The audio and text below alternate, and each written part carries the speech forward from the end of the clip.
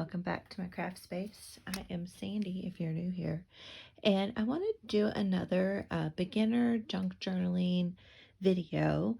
I've seen in the different Facebook groups comments around, I want to make a journal. How do I start? Where do I start? That sort of thing. So I just kind of want to share some different styles of junk journals, and maybe that'll kind of help you figure out what you want to start with. So this one here is kind of called a soft-sided journal. So this one here, it's a very pliable cover, and you can cover it with cardstock, or you can cover it with fabric like I have here. And what I used for this particular one was a really big envelope, and I covered my fabric in that. And I just did one single signature in here, and this is where I did the 3-hole pamphlet stitch.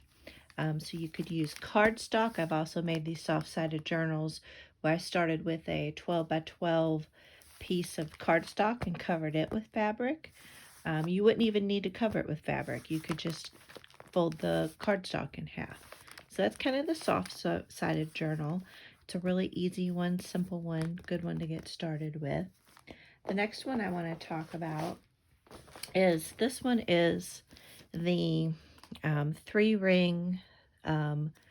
These are those binder clips, and they open up so you can actually add more pages to it if you so desire.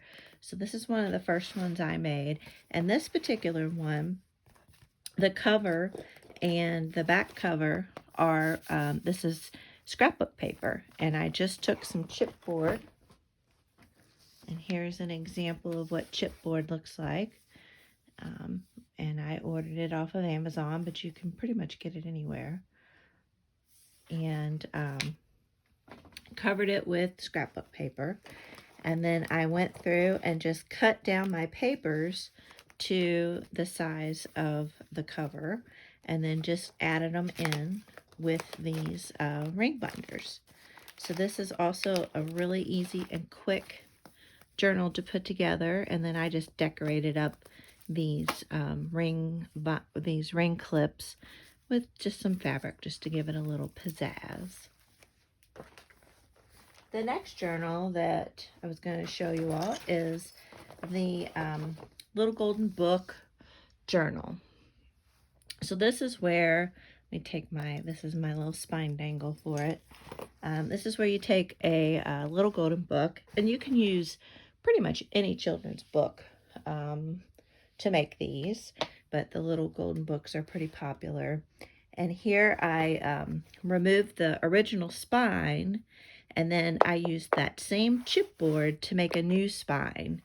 And then I just cover that with fabric. You could cover it with scrapbook paper, craft paper, pretty much anything. And I like to keep the Little Golden Book binding. I love to keep that with the book. But here, again, I did signatures, and I sewed them in with just let me find the center of one here. Here we go. I just did that 3-hole pamphlet stitch, and just added some little buttons there for fun. And then this one, I did 3 signatures. So you could, like my soft-sided one was just 1 signature. The 3-ring binder, you don't even need to do signatures. This one, I ended up doing 3 signatures. And one of the key tips to remember is your spine. You want to make your spine wide enough that your pages will fit in there. Now, some people, they're happy with, like, how that is there. Some people are fine if they call it alligator mouth. So if you have it so stuffed, it's open like this. So you just want to keep in mind how big you're willing to let your journal open up, and make your spine wide enough to support that. You can see, like this one here, it's kind of an alligator mouth, just as I've added ephemera and different pieces in there. So this is a little golden book, so your front and back cover are basically already made for you. So that saves you a little bit of a step there. And then I keep the book pages also, and I keep those in here as well.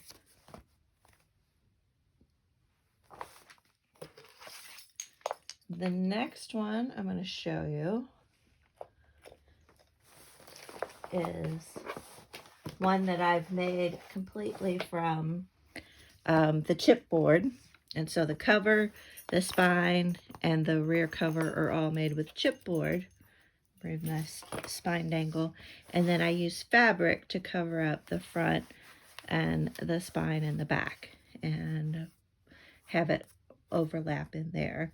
And then this particular one, I ended up doing 2 signatures and sewed those in using that the 3-hole pamphlet stitch as well. And I really like using fabric because I can get a piece that's big enough to cover the front, the spine, and the back all at once. Whereas if you're using craft paper, usually it's only 12 by 12, so you'll have to kind of either put 2 pieces of 12 by 12 paper together, or you have to segment it out like that. So that's the chipboard one. And this is where you can see that on my journals, I really like to have the signatures hidden. A lot of people will have the string kind of show through, but I like to do this method where I glue the signatures in from the inside so you don't see it on the outside. And I have videos on my channel of how I make these journals, so you can kind of see some tutorials on how to make these. To actually have the signatures go through your spine, you just would poke holes through the spine, and then you would sew the signatures, and so the string would show through. So that's an option for you. So another journal I wanted to show you. So this is one I played around with, where I actually have the cover and the spine and the back cover connected via the inside. So they're connected in here, and that way you can see this spine sticking out. And I was just playing around with this feature and just seeing how I liked it. And it's not bad. I kind of like it as well. It gives it a different kind of look. And so I covered the front with fabric, and then the spine with fabric, and then the back. So each were individual pieces that I cut. And the reason I did that was for this fabric, I didn't have a piece of fabric big enough to cover all of it, but it worked out nicely. And then with this one, I did how I sewed these signatures in. Let me find the middle here. Sorry about that. So here I actually used my sewing machine.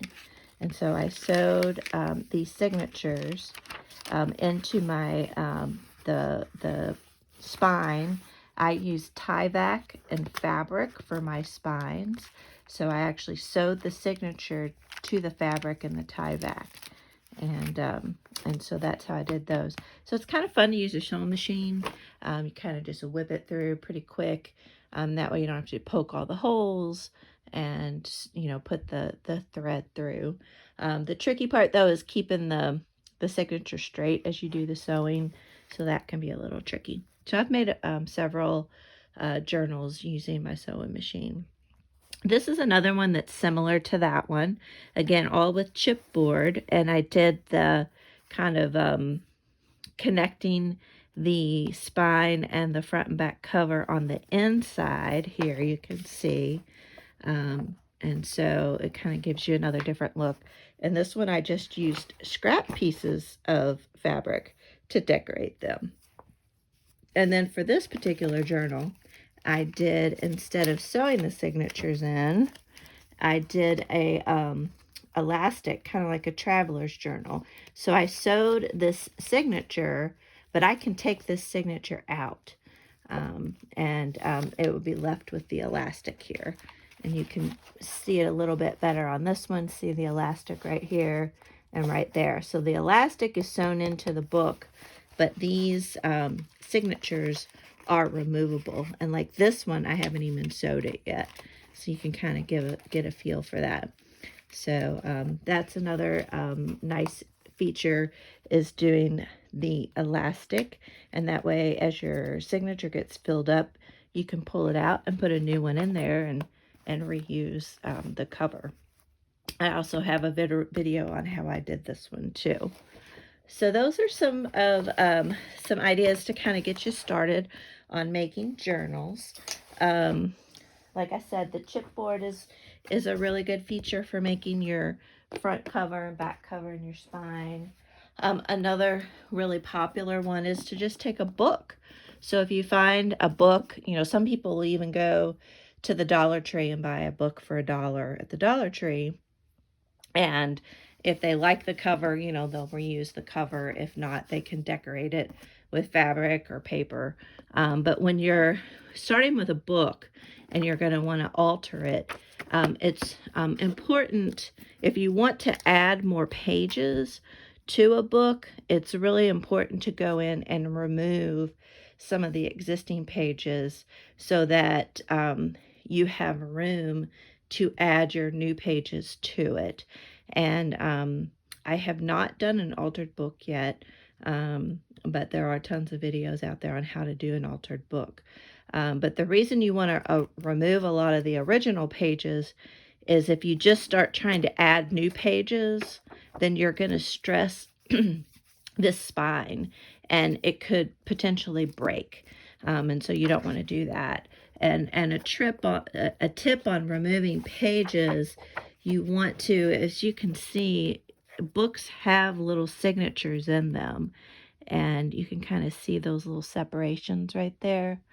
And you don't want to pull from the center of a signature, because that could make multiple pages come out.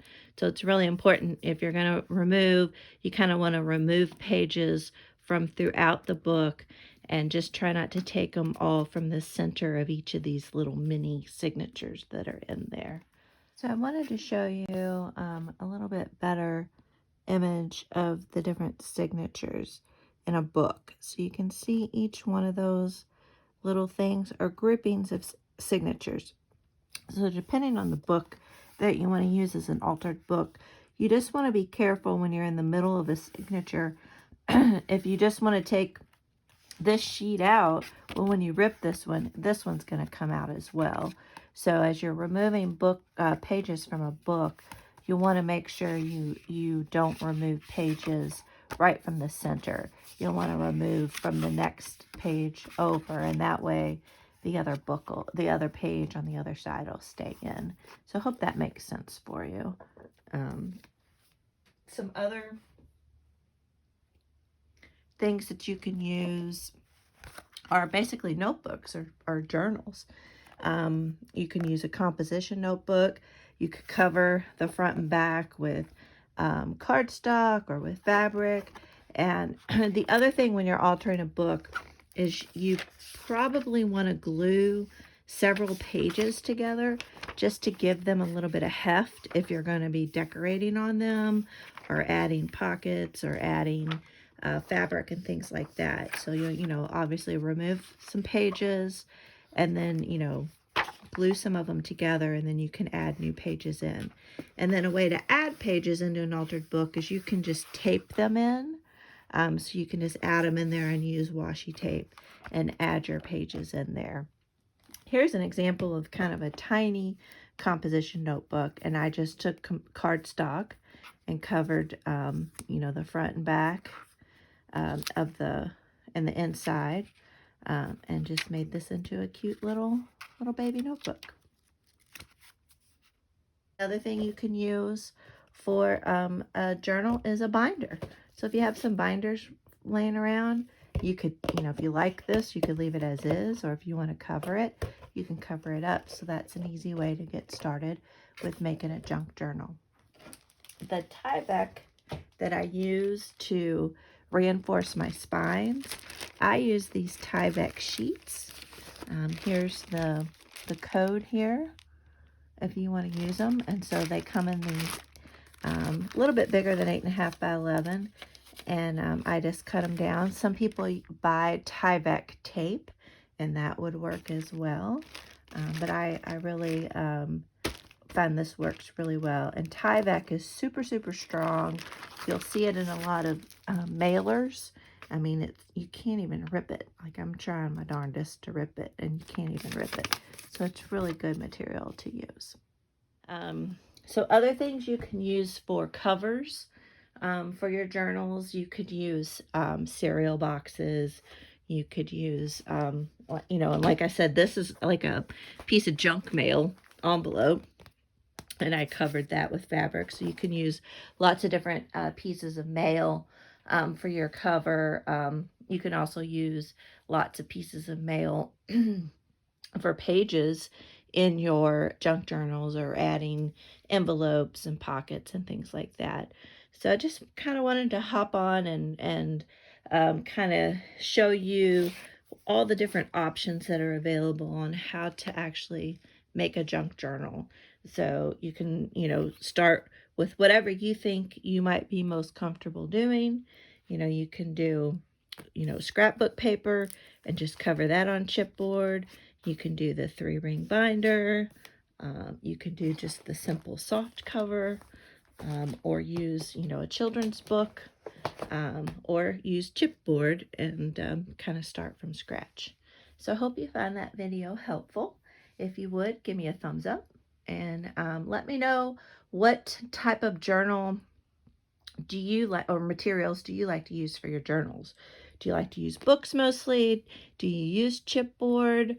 Or do you use, you know, cereal boxes or pasta boxes, or you know, what is it that you use? I would love to kind of hear your process, and I'm always open to new ideas.